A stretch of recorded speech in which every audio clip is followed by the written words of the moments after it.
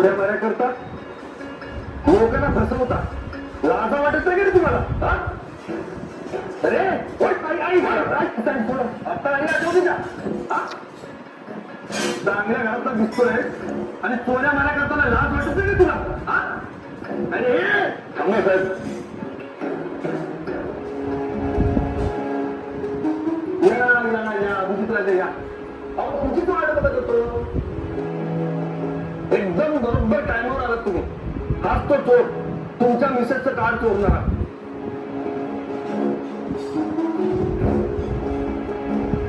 अरे आता हे आलेत ना, ह्याच्या समोर एक मिनिट, तुम्हाला ना स्टेटमेंट दाखवतो. हे बघा, कार्डवर आणि मस्त मज्जा आणि चैन केलेली स्टेटमेंट.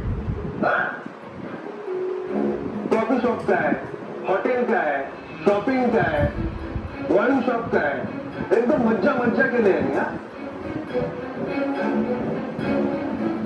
काल तर यांनी ज्वेलरी शॉप मधून कानातले खरेदी केले 70,000चे. काय आहे सोहम, तुम्ही ओळखताय ना?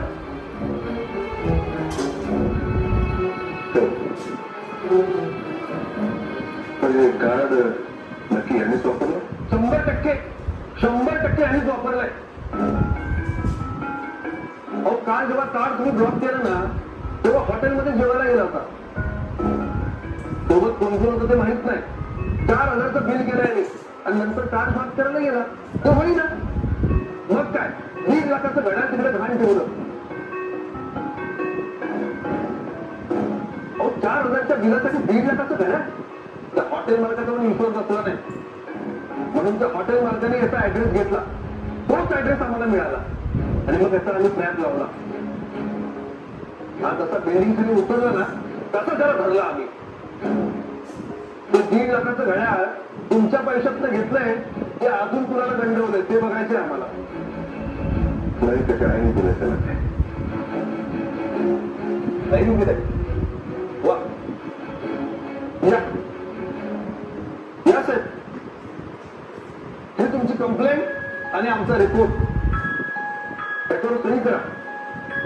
त्याला 5 वर्ष बरोबर खाली फोडायला लावतो की नाही बघा.